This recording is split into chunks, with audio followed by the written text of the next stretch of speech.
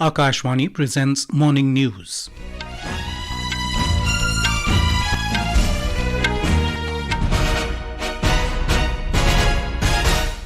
Good morning, I'm Sunil Verma. The headlines. Prime Minister Narendra Modi to attend 125th Foundation Day celebrations of Scindia School in Gwalior this evening. Filing of nominations for single-phased assembly elections in Madhya Pradesh and second phase of assembly polls in Chhattisgarh to begin today. ISRO to test crew escape system of the country's first human space flight mission Gaganyaan this morning. PV Sindhu advances to semi-finals of women's singles event at Denmark Open Badminton tournament. And Australia beat Pakistan by 62 runs in ICC Cricket World Cup in Bengaluru. Prime Minister Narendra Modi is arriving at Gwalior in Madhya Pradesh today. Mr. Modi will attend the 125th Foundation Day celebrations of Scindia School. More from our correspondent. Principal of Scindia School Ajay Singh informed that the Foundation Day function will be organized today at around 5 p.m. in the dignified presence of the Prime Minister. The Prime Minister will stay in school premises for around 2 hours. The Prime Minister will see the innovations of students through an exhibition in the school campus. Also, awards will be given to the students who bring glory to the school in different areas throughout the year. Many distinguished persons including Madhya Pradesh Governor Mangubhai Patel, Chief Minister Shivraj Singh Chauhan, Union Ministers Narendra Singh Tomar, Jyotiraditya Scindia and Jitendra Singh will also grace the function. With Naveen Srivastava from Gwalior, Sanjeev Sharma, Akashvani News, Bhopal. India's first regional rapid rail service, Namo Bharat train, has been opened for the general public from this morning. The first phase of the Delhi-Meerut Regional Rapid Transit System will cover a distance of 17 kilometers, which includes a total of 5 stations: Sahibabad, Ghaziabad, Guldhar, Duhai and Duhai Depot. The trains will run at a speed of 160 kilometers per hour at an interval of 15 minutes. Namo Bharat train has 6 coaches with a capacity to carry about 1,700 commuters. One coach has been reserved for women passengers. Prime Minister Narendra Modi inaugurated the Namo Bharat train from Sahibabad, Uttar Pradesh yesterday. Addressing the gathering, Mr. Modi said, Namo Bharat train is defining the new journey of New India and its new resolutions. Mr. Modi said that this 80-kilometer Delhi-Meerut stretch is just the beginning, as the first phase will see many areas of Delhi, Uttar Pradesh, Haryana and Rajasthan being connected with Namo Bharat train. तेज रफ्तार नमो भारत शुरू हुई है, वो भी made in India है, भारत की अपनी train है। हवाई जहाज में जो आवाज आती है कि नमो भारत ट्रेन में हवाई जहाज से भी आवाज कम है, यानी कितनी सुखद यात्रा रहती है। नमो भारत भविष्य के भारत की झलक है। नमो भारत इस बात का भी प्रमाण है कि जब देश की आर्थिक ताकत बढ़ती है तो कैसे ये हमारे देश की तस्वीर बदल जाती है. The filing of nominations for single-phased assembly elections in Madhya Pradesh and for the second phase of assembly polls in Chhattisgarh will begin this morning. Last date for the nominations in Madhya Pradesh for all 230 constituencies and in Chhattisgarh for 70 out of a total of 90 constituency will be the 30th of this month. Polling on these assembly constituencies in both states will be done on the 17th of next month. The scrutiny of nominations for these seats in both states will take place on the 31st of this month, while the last date for the withdrawal of candidature is 2nd of next month. Today is also the day for scrutiny of nominations for single-phased assembly elections in Mizoram and for the first phase of assembly polls in Chhattisgarh. Candidates can withdraw their names till Monday. In Mizoram, all 40 constituencies and in Chhattisgarh, 20 out of a total of 90 constituencies will go to polls on the 7th of next month. The Indian Space Research Organisation, ISRO, will test the in-flight abort demonstration of the crew escape system with a newly developed test vehicle, followed by crew module separation and safe recovery. The demonstration of TVD-1 mission has been rescheduled to 8:30 a.m. presently, as the objective is to test safe landing at Bay of Bengal, and due to the presence of a low pressure, the mission will be undertaken accordingly. Gaganyaan will be launched from the first launch pad of the Satish Dhawan Space Centre. India, on its way to a manned mission in 2025, will be testing the launch sequences before that schedule. Our correspondent has filed this report. Indian Space Research Organisation is marching towards new heights with new conquests. In its mission towards sending man to space, today's flight will demonstrate the safe exit of the crew in case of any malfunction. The splashdown on the sea will be tested for the safety of astronauts undertaking the space journey in future. It is a cool Saturday at Sriharikota with intermittent showers since yesterday. The entire flight sequence from the test rockets liftoff to the crew module touchdown at the sea with the deployment of parachutes will take around 9 minutes. The mass of the crew module is 4,520 kg and is a single-walled, unpressurized aluminium structure. 91 seconds after the liftoff and at an altitude of 16.9 km, the crew module and crew escape system will be separated. The abort sequence will be executed autonomously, commencing with the separation of crew escape system and the deployment of series of parachutes. The module will house the astronauts in a pressurized Earth-like atmospheric condition during the human space mission. Currently, the crew model for Gaganyaan mission is in different stages of development. Joy, Akashwani reporting from Sriharikota. The Employees Provident Fund Organisation, EPFO, has added around 17 lakh net members during August this year. Labour and Employment Ministry said that more than 3,000 establishments have extended social security coverage of EPFO to their employees. Among the newly joined members, the age group of 18 to 25 years constitutes over 58% of the total new members. The ministry said this indicates that most of the first-time job seekers are youth joining organised sector workforce in large numbers. This is Akashwani giving you the news. For quick news updates round the clock, follow us on our Twitter handle at AIR News Alerts.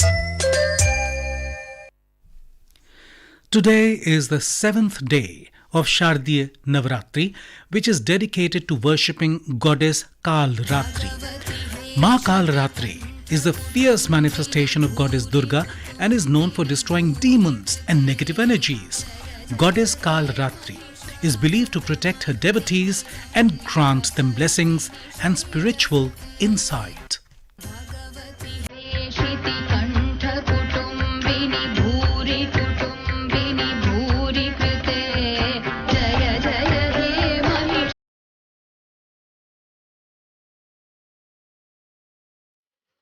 Assam is celebrating the biggest festival, Durga Puja, along with the rest of the country amid festivity and religious fervour.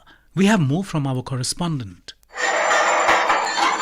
Durga Puja stands as one of the most celebrated festivals of Assam. The capital city Guwahati alone has 542 makeshift Durga Puja pandals or mandaps. Almost all the puja committees across the state design the makeshift Durga Puja pandals with various motifs and themes, which are trending across the globe to attract more people into their pandals, apart from disseminating constructive messages for the people. Devotees are offering prayers to Goddess Durga in these pandals with devotion and religious fervor. In Guwahati, Satribari Sarvajanin Durga Puja committee designed their mandaps like radio, television and gramophone. The Pandu rest camp designed like Kailash Parvata and another one designed a 160 feet statue of Bhagavan Sri Ram. Gitanagar Durga Puja mandap designed like Thailand's Buddha Vihara. Shani Mandir Durga Puja Sangha in Assam's Nagaon district has used coins worth rupees 11 lakh to decorate their Durga Puja pandal. In Gwalior district, pandals are designed like Chandrayaan 3, Lotus Temple and Japi. Aminul Haq Juddar, Akashvani News, Guwahati.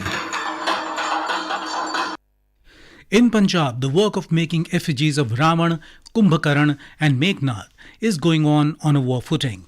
Despite several difficulties, the artisans who make these effigies are continuing their old family tradition.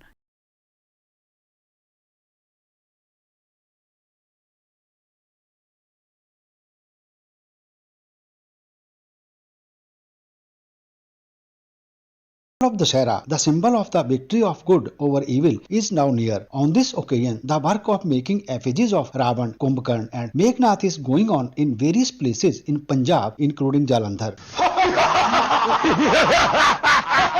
The artisans who prepare these effigies in Jalandhar are carrying on their age-old family tradition further. ਮੇਰਾ ਨਾਮ ਸੰਨੀ ਹੈ ਜੀ। ਮੈਂ 15-16 ਸਾਲ ਤੋਂ ਕਰ ਰਿਹਾ। ਬਾਕੀ ਮੇਰੇ ਡੈਡੀ ਜੀ ਕਰਦੇ, ਦਾਦਾ ਜੀ ਕਰਦੇ ਸੀ। ਮਤਲਬ ਪੀੜ੍ਹੀ ਦਰ ਪੀੜ੍ਹੀ ਕਰੀ ਜਾ ਰਹੇ ਕੰਮ। ਕੰਮ ਹੈ ਬਹੁਤ ਹੈ ਪੰਜਾਬ ਦੇ ਵਿੱਚ ਪਰ ਬਟਿਆ ਹੈ। ਕਮ ਸੇ ਕਮ ਅਸੀਂ 25-30 ਸਾਲ ਤੋਂ ਇਹ ਕੰਮ ਕਰ ਰਹੇ ਹਾਂ। ਇੱਕ ਪੁਤਲੇ ਨੂੰ ਕਮ ਸੇ ਕਮ 7-8 ਦਿਨ ਲੱਗ ਜਾਂਦੇ ਨੇ ਬਣਾਉਣ। This work is a major source of income for these artisans and they decorate these effigies with colorful paper and firecrackers. Shishu Sharma Shantal, Akashvani News, Jalandhar. The India Meteorological Department IMD has said that the deep depression over the southwest Arabian Sea has moved west-northwestwards with a speed of 11 kilometers per hour during the past 6 hours.